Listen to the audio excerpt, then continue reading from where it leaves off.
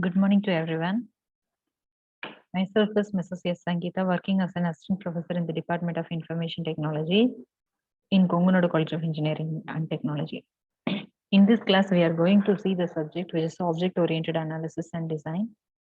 So from this unit, we are going to see the topic, which is called the class diagram. This is one of the most important topic in object-oriented analysis and design.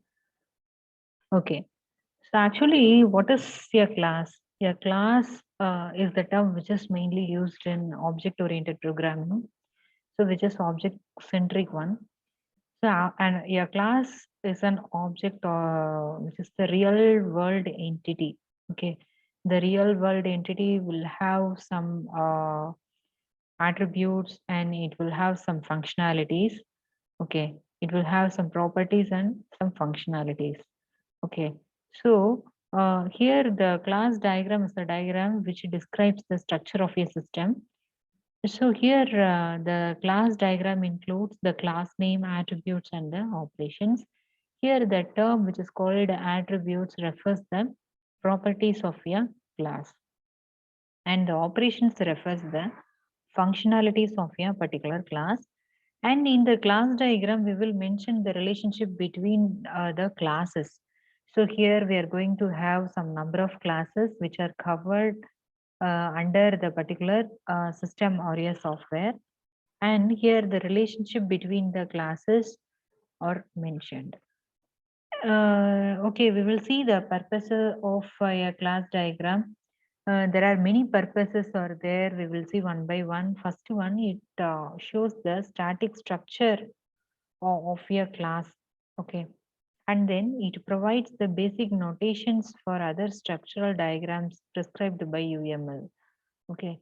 And then it will be helpful for developers and other team members too.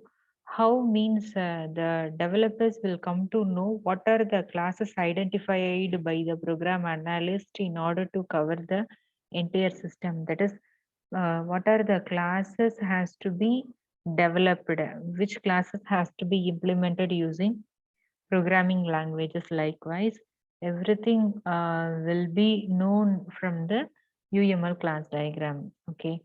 And then business analysts can use the class diagram to model systems from the business perspective. Okay. And the UML class diagram is made up of a set of classes and a set of relationships between the classes. Okay. So this is the UML representation of a class. In the UML representation, we will have three compartments. So the first compartment or partition mentions the class name, and the second partition mentions the attributes of the class, and the third compartment is used to mention the set of operations or functionalities of a class. So these are the essential elements of the class diagram. So again, once again, the attributes, operations, and the relationships. So what are the relationships will be there among the classes means association, generalization, realization, dependency. So these are the relationships among the class diagram. And then constraint rules and some nodes will be mentioned as comment line. Okay, we will see using some real-time example. So here, one the visibility can be marked in the class diagram. How it can be mentioned means by using the access specifiers like public, protected, private, and package. For mentioning public, public means the class, particular class will be known to all. It could be accessed from anywhere by anybody. That is called public. And what does mean by protected? Uh, the protected can be used by its inherited class. And private means you can use that particular attribute or method only within the class itself. Okay, and then final one is package. Okay. So here the class name here we have one example class which is called as window. There are three compartments as we saw in the previous slide. The window is the class name, and the attributes are size and that is size and visibility. The here the visibility means we can mention either public, protected, or private or package, and the operations are display, hide. So these are some operations. So this is one example for your class diagram. Here in this real-time example, we have two classes. The class names are customer and video. So in the first class, which is customer, here we have two attributes. One is CID, that is customer ID, and second one is customer name. We can include some other attributes also, but for example, here I gave like this. So if it is a customer ID or a customer identifier, it will belong to the data type called integer, and the customer name which will belong to the data type called string. Okay. So here the sign minus is used. The sign minus is used for mentioning the access specifier private. And then the third one is authenticate customer. So here, this is the function or method used in the class. Its access specifier is, that is the visibility is plus. Plus means it could be accessed from anywhere. It belong to public category. So likewise, here we have the some other class called video. Its class name is video, and its attributes are cassette ID and then cassette volume number. So these two attributes are belonging to the visibility called private. That's why here the sign minus is used. And then these two attributes belong to the data type integer. And then here we have one method name called rent movie. Okay. So, and these two classes are connected through one arrow mark, and this is called the relationship between the classes. Here, which kind of relationship relates these two classes means the relationship name is relay rents. Here, the cardinality ratio is 1 to star, and here 1 to star. So, this is called as multiplicity. Multiplicity means these many number of members from this particular class can be connected to this particular class, like that. The count of the members is mentioned. And then we will see each compartment separately in detail. The first compartment of the class diagram is the class name. That is the name of the class is mentioned explicitly here. And the second one is attribute. Attribute is nothing but just the property of a class. So here normally we will mention the visibility and then the data type and the attribute name. Okay. It's mentioned in the second compartment. The attributes can be public, protected, private, and then final one is derived. Okay. So this is about the visibility of the attributes. Public means the members of the same class can be accessed. In private also can be accessed. Protected also can be accessed. So members of the derived class means from base class, and derived class relationship will be that is will be in inheritance concept. That is, we will derive some properties from the parent class to the child class. Okay, right. So in public, it is possible. If it is private, we are not able to access the attributes outside of the class. We cannot access from anywhere. Protected, it is possible. Members of any other class. In public only, it is possible. Okay. If you have mentioned as private, you're not allowed to access from anywhere, and protected also.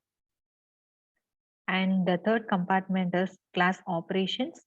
So it describes the class behavior, and it is appearing in the third compartment. And this is about multiplicity. So multiplicity means how many objects of one class can be take part of another class. That is called multiplicity factor. Here we have some number of multiplicity. We will see one by one. First one is exactly one. Exactly, one means one member from this particular class can be related with that another class, like that. 0 to 1 means 0 to 1 member could be related to some other class. So likewise, 0 to many members of this particular class can be related to that class. One or more, likewise, some exact count will be mentioned. For example, you see this PPT, this itself, here I have mentioned the exact count as a 6. That is, 6 members of this particular class can be connected with, or else it could be related, 6 members can be related with that particular class. Likewise, we can mention. And then complex relationships like 0 to 1 and 3 to 4 and 6 and then star. Okay, so like that, some many number of multiplicity factors could be combined in the same uh, relationship. Okay, so this is the method of mentioning the association, that is the relationship name.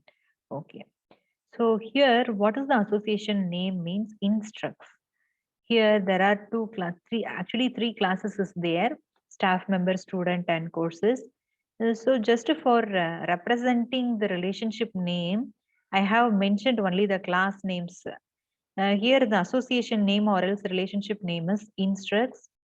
So the staff member instructs the students. Okay. And so this is one of the example for class diagram, that is banking system.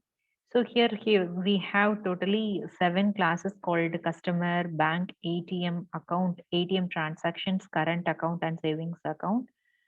So from the diagram, we can identify which are the class names and what are the attributes are covered under that particular class and the methods covered under the class, as well as the relationship names, that is the association names are also mentioned, as well as some multiplicity factors are also mentioned. Just we can go through the diagram and we can get the concept so easily. If it is a customer class, the customer by default they will have their name, date of birth, PIN number, code number, ATM code number. In today's scenario, we are using Aadhaar card number, like that. And then their method, that is the customer method, is verify password. And then if it is the bank class, bank code like IFSC code and the bank's address, these two are the properties. We can mention some other properties also, that is our wish. Based on our requirement, we can mention some additional attributes also. And the operations are the manages and maintains. If it is the ATM class, we will have the attributes like location managed by, and the methods are identifies transactions and balance. Okay, likewise here we have account, ATM transactions, create account, current account and savings account. So each of the class is having some attributes and methods. In this diagram, from this diagram, what we are able to know is just it shows the entire static structure of the system. So if we are able to draw one diagram for the particular software or else a system, we could get the complete knowledge. So what are the classes we have to implement? What are the actions are going to be performed? Like that, everything we can get. Okay. So I think from this class, you're able to understand what is the purpose of the class diagram and how we can represent the class diagram. What are the compartments are there? What is meant by the attribute? What is meant by the method? What are the multiplicity factors are there? And then association name, how we can mention the association name, everything we understood. Okay. Thank you for listening.